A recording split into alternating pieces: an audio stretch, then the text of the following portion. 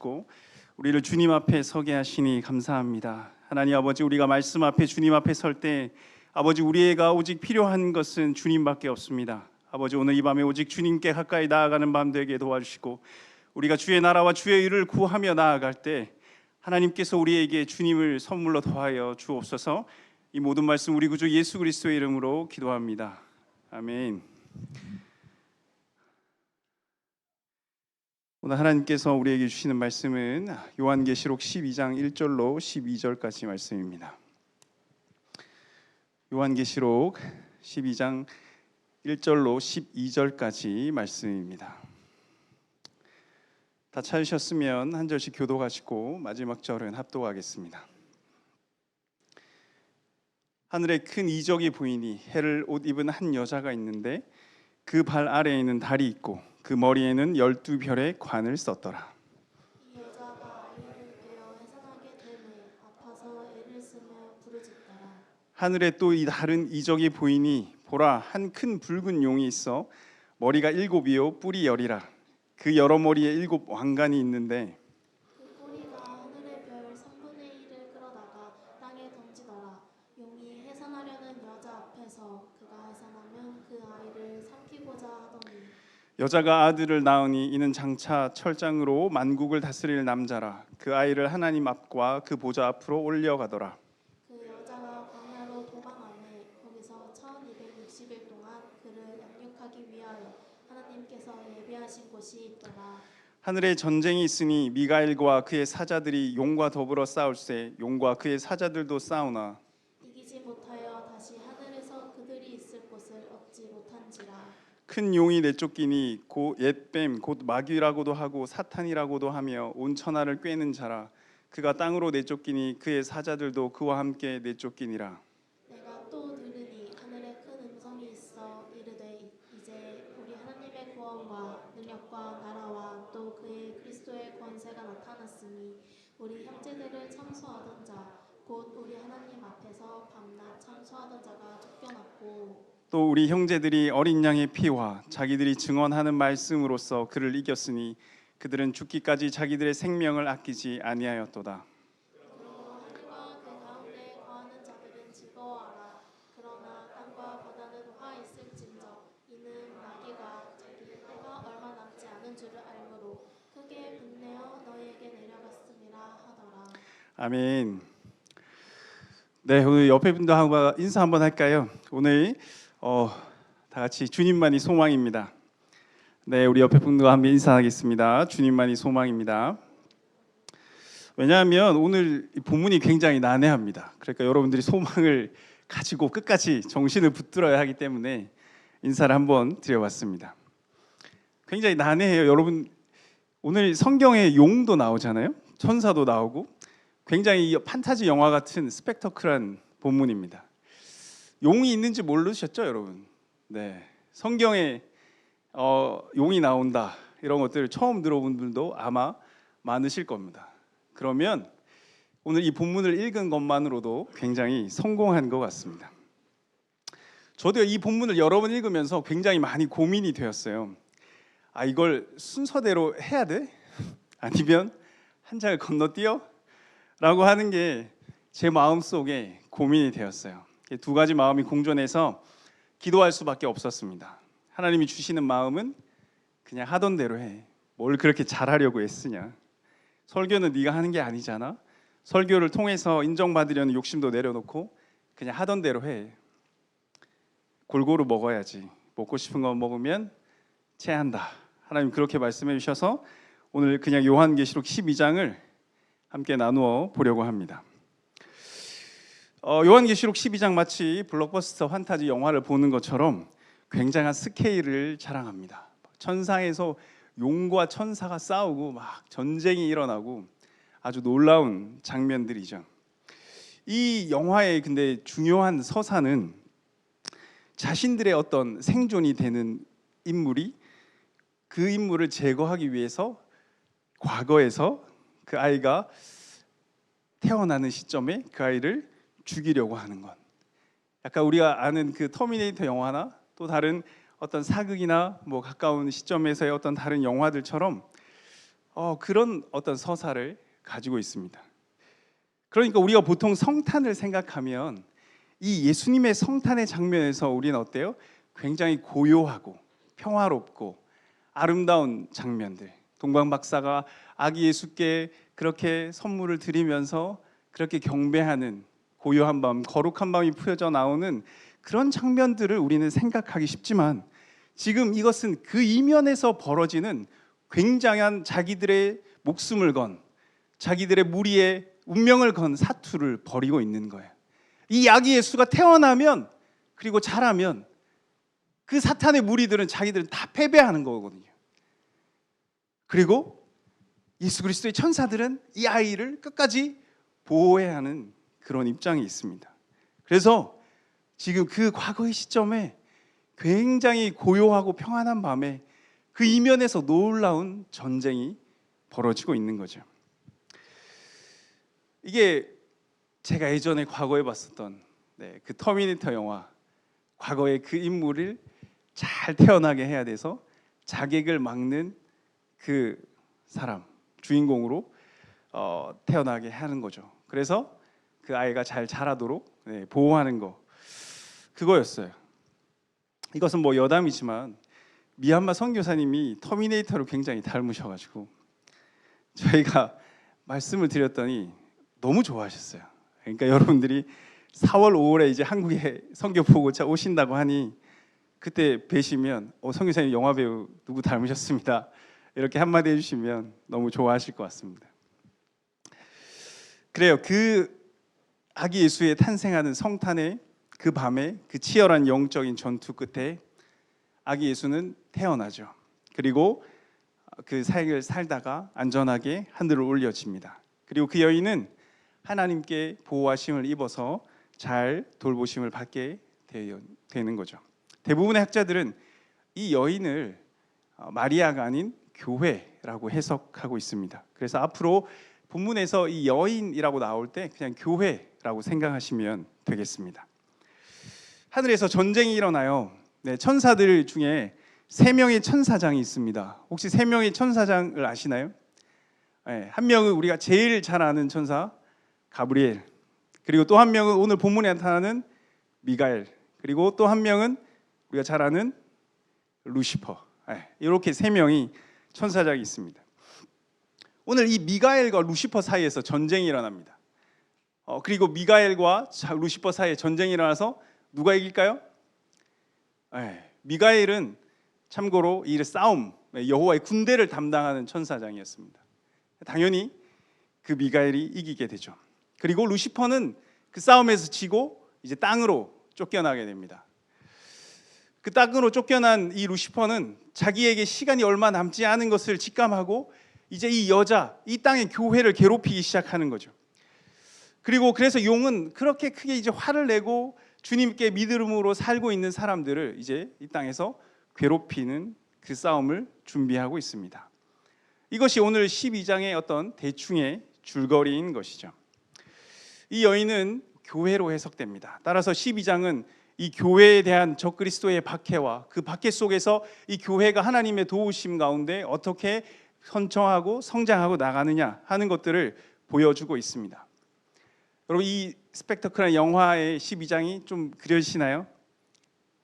재밌을 것 같아요? 재미없을 것 같습니까? 네, 재미없을 것 같죠? 그렇게 대답을 해주십시오. 그래야 제가 시나리오대로 가야 제가 좀 편하거든요. 재미가 없습니다.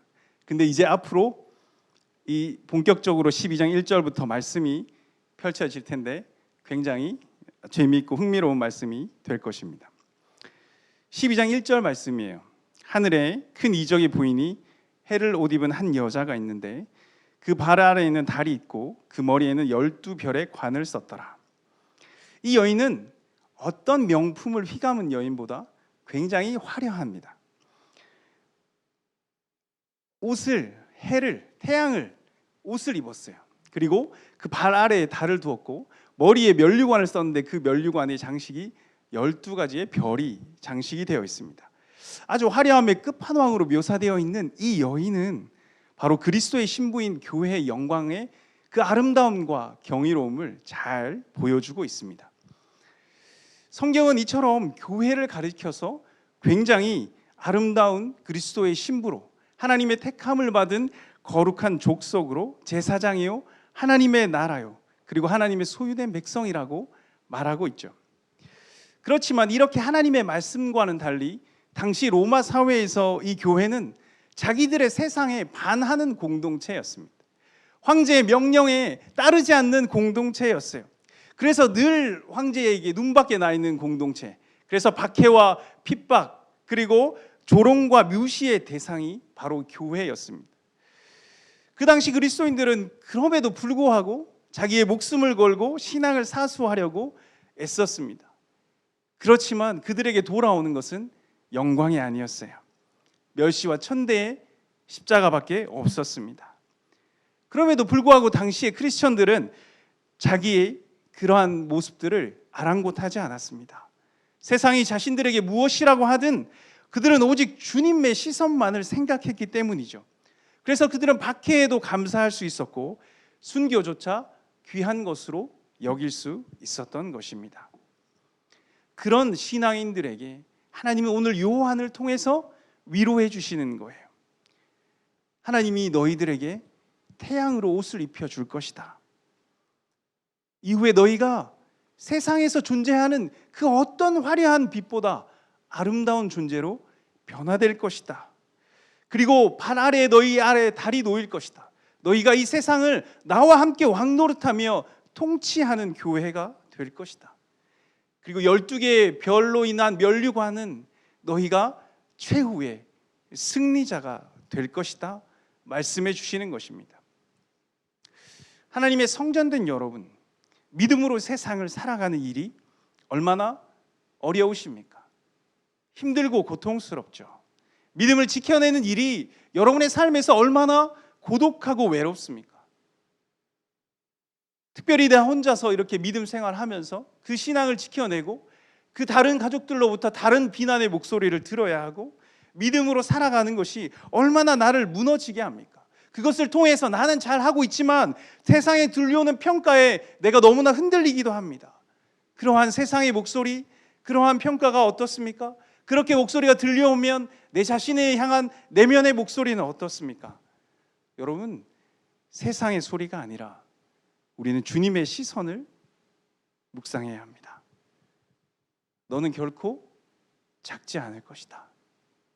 너의 지금의 이 아픔이 아름다운 해로 바뀔 것이다. 너는 결코 어둡지 않아. 너는 달을 네 발 아래에 둘 것이야.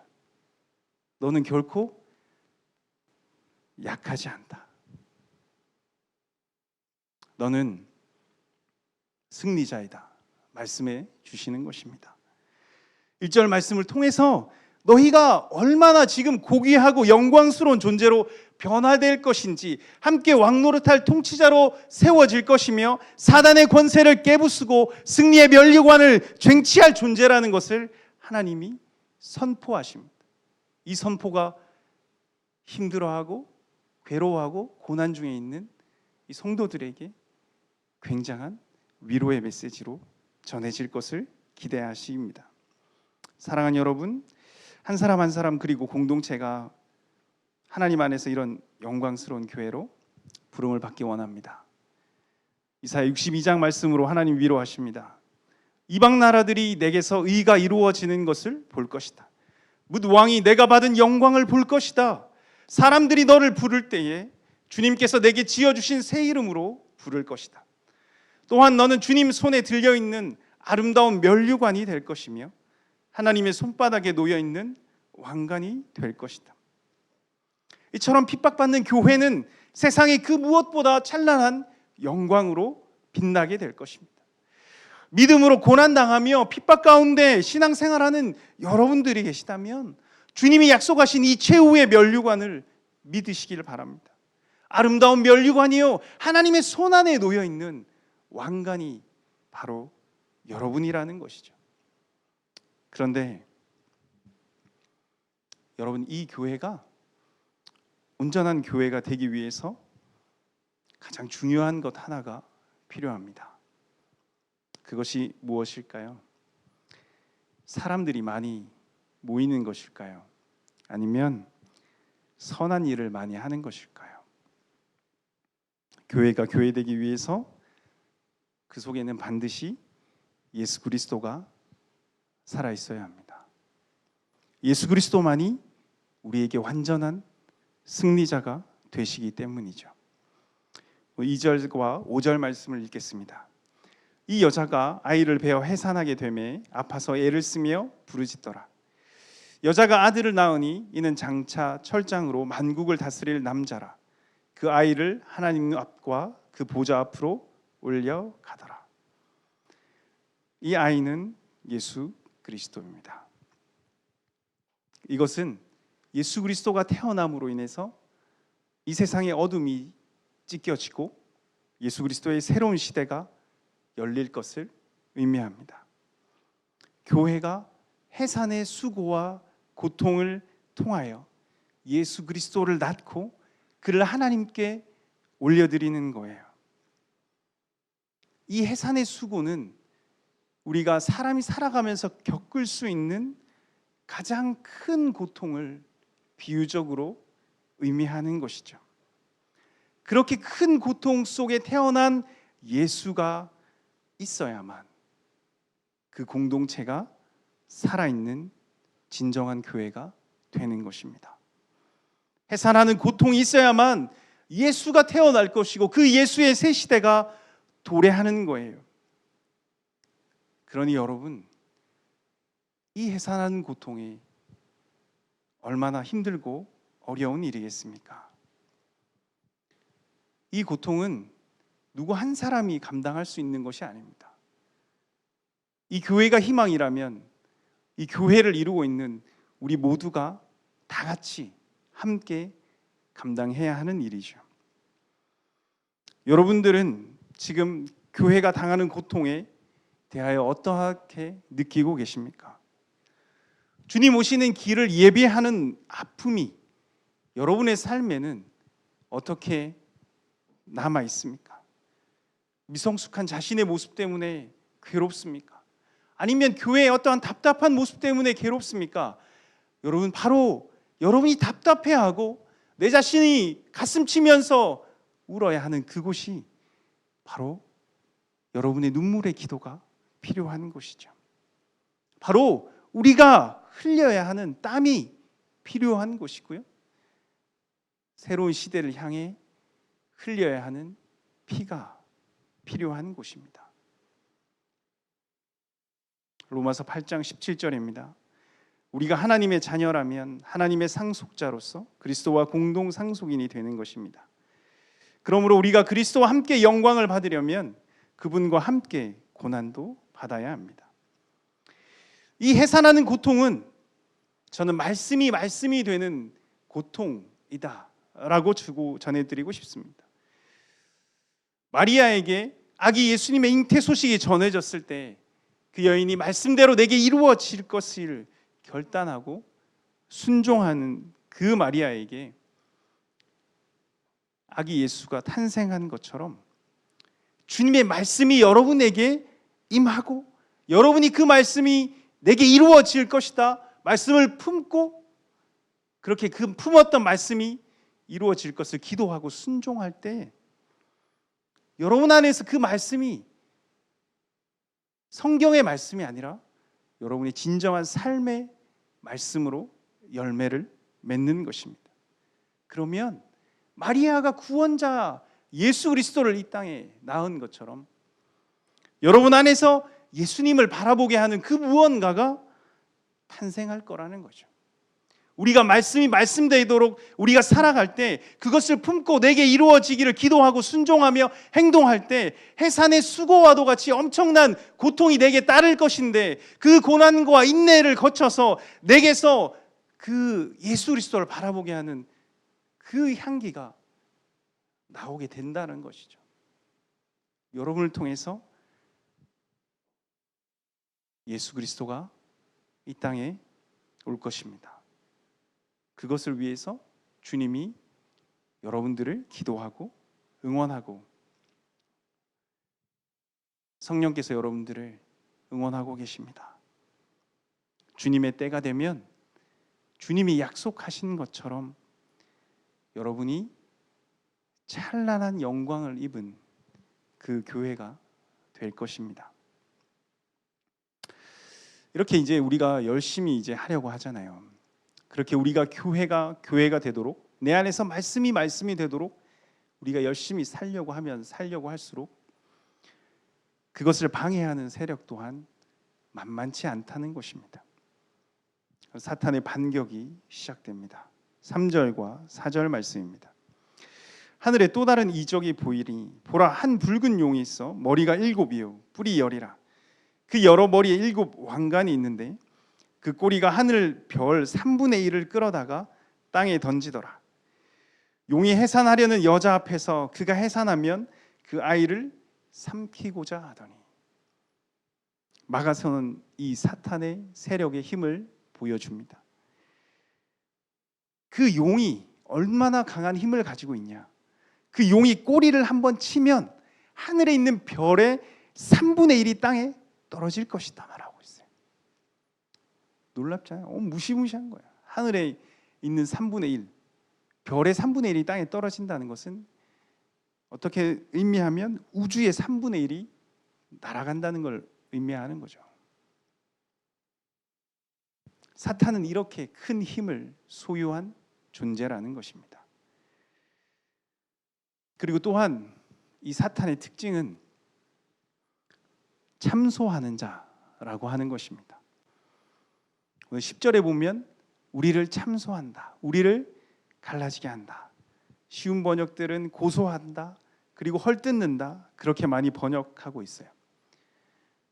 그렇게 이 사전적인 의미는 남을 헐뜯어서 죄가 있는 것처럼 꾸며서 윗사람에게 고하여 바치다라는 뜻을 가지고 있어요.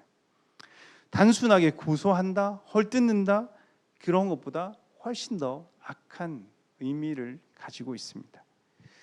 악마라고 하는 그 데빌의 어원은 영어 라틴어 디아블로입니다. 이 디아는 분리를 의미하는 접두사죠. 디아, 둘로 나누는입니다. 그리고 블레이는 던지다라고 하는 의미를 가진 동사라고 하죠. 그래서 이 디아블로스는 둘로 나누어 놓다, 분리하는 자, 분열시키는 자입니다. 사탄은 참소하고 비방하고 고소하고 헐뜯어서 분열시키는 자입니다.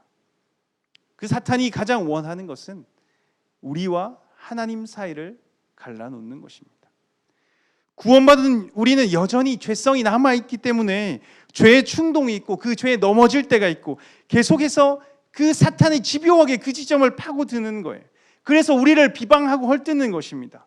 우리의 더 이상 정죄함이 없다라고 우리가 외치지만 그 마음에 죄책감을 계속 심어주는 거예요. 그리고 거기서 열등감을 심어주고 자존감을 무너뜨립니다. 우리가 율법의 하나라도 어기면 너는 죄인이야, 너는 또 그랬어, 너는 희망이 없어, 너란 존재는 이제 해봤자 안 돼. 패배감과 죄책감을 계속해서 불어넣어주면서 결국 더 이상 시도조차 하지 못하는 무기력한 존재로 우리를 좌절시키고 패배시키려 합니다.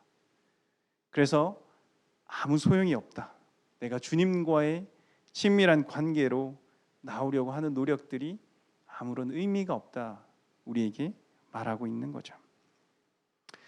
또한 사탄은 사람과 사람 사이를 나누고 성도와 성도를 분열시켜서 교회를 무너뜨리려 합니다.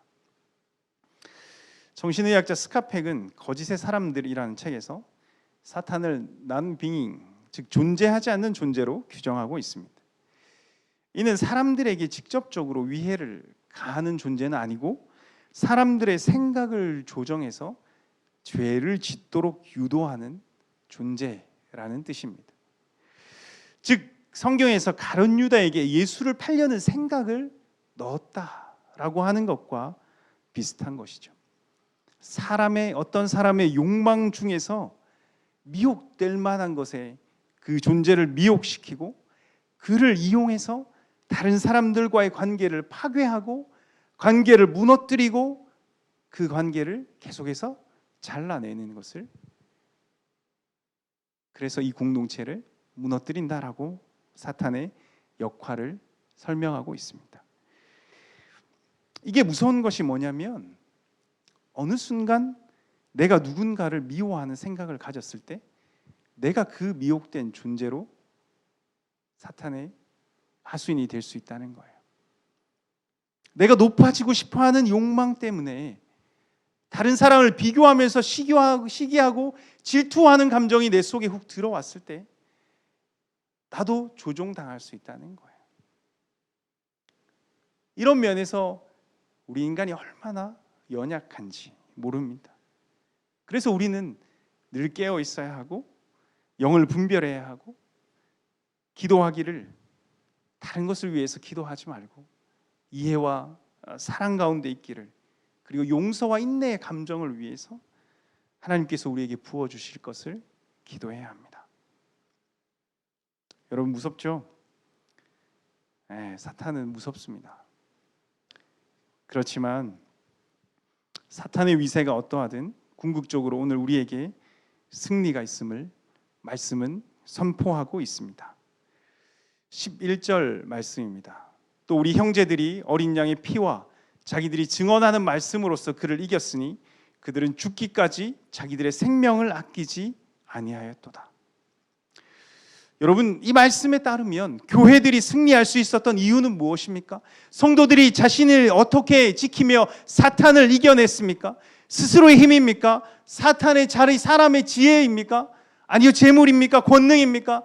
성도들이 이길 수 있었던 것은 어린 양 대신 예수 그리스도의 피를 의지할 따름이었습니다. 십자가의 예수 그리스도의 그 대속 사역에 자기를 포함시키는 것뿐이었어요. 자기를 그 안에 거하게 하는 것이 유일한 승리의 비결이었습니다. 그것으로 인해서 우리 교회는 승리를 보장받을 수 있고 나는 그 사탄의 권세에서 자유함을 누릴 수 있는 것이죠. 그리스도의 그 십자가의 승리로 이 사탄의 모든 권세는 깨어지는 거예요. 그 부활의 의미로 사탄의 나라는 우리에게서 떠나가는 겁니다. 자유함을 얻고 우리에게 정죄함은 없습니다. 그래서 여러분, 예수 그리스도의 보혈을 의지하십시오. 예수 그리스도의 보혈로 대적하십시오. 우리 안에 예수 그리스도의 보혈이 흐를 때 우리 안에서 모든 것이 깨끗해지며 자유로워지며 우리가 회복할 수 있는 그 은혜를 우리 가운데 부어 주시는 것이죠. 바로 그 예수 그리스도의 피에 우리의 승리는 보장되어 있는 것입니다. 두 번째, 이들이 승리할 수 있었던 이유는 자기들이 증언하는 말씀 때문이라고 나와 있습니다. 단순한 그냥 말씀이 아니에요. 자기들이 증언하는 말씀입니다. 이것은 그 말씀이 내 안에 살아있어서 그것을 선포하는 말씀, 내가 전하는 말씀, 내가 누군가에게 나누는 말씀, 그 말씀에 힘이 있고 그 말씀에 생명이 있다라고 하는 것입니다. 내가 전도를 향해서, 내가 선교를 하면서 내가 복음을 전할 때에 그 복음이 그 사람을 살리기도 하지만 그 복음은 나를 살리기도 하는 거예요. 그 복음은 내가 이길 수 있도록 힘이 되어 주기도 하는 겁니다. 그리스도의 승리는 이처럼 역설적이에요. 그리스도의 승리는요, 우리에게 이 말씀과 이 보혈로 우리에게 주어지는 것입니다. 이 말씀과 보혈은 예수 그리스도의 십자가 안에 있습니다. 예수 그리스도의 삶 안에 있어요. 우리 안에 예수 그리스도가 살아있어야 합니다. 우리 안에 해산의 수고의 그 고통과 인내를 겪어서 내 안에 무엇을 남기느냐? 내 안에 무엇을 남기느냐? 우리가 이 땅에서 무엇을 남길 수 있겠습니까? 큰 교회, 여러분의 어떠한 큰 부, 여러분의 건강, 여러분의 어떠한 것을 이 세상에 남기겠습니까? 여러분, 지나고 나면 이 땅에 먼지 하나조차 남지 않을 것입니다. 이 땅에 남을 것은 오직 예수 그리스도밖에 없어요. 오직 예수 그리스도만이 남을 것입니다. 거기에 우리의 삶을 걸어야 돼요. 예수 그리스도의 삶은 실패로 보였어요. 그는 십자가에서 가장 수치스럽게 죽었습니다. 예수 그리스도는 십자가에서 가장 무기력하게 죽었습니다.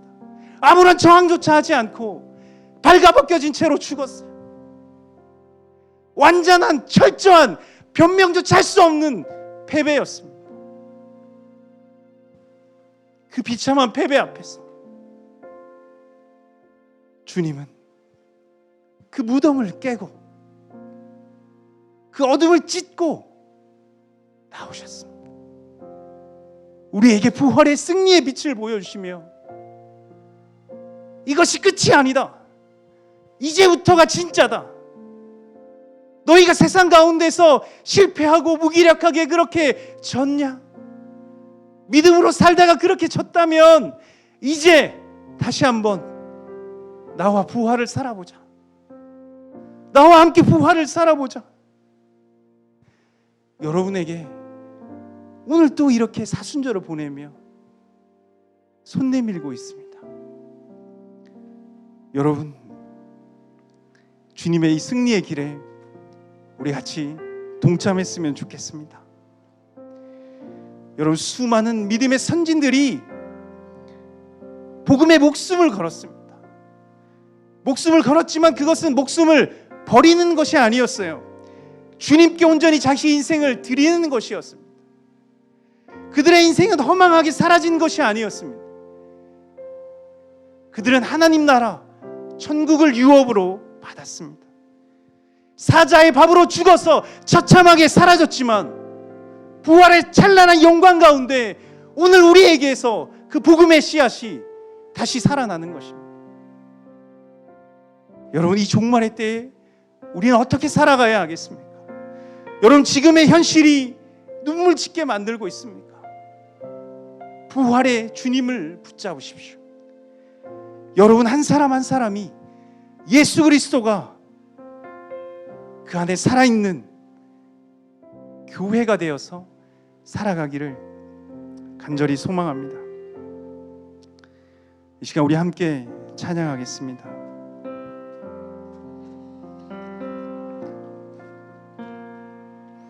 주님만이 우리의 소망입니다. 우리 그러한 마음으로 간절하게 주님을 의지하는 찬양을 드리도록 하겠습니다. 세상의 유혹 시험이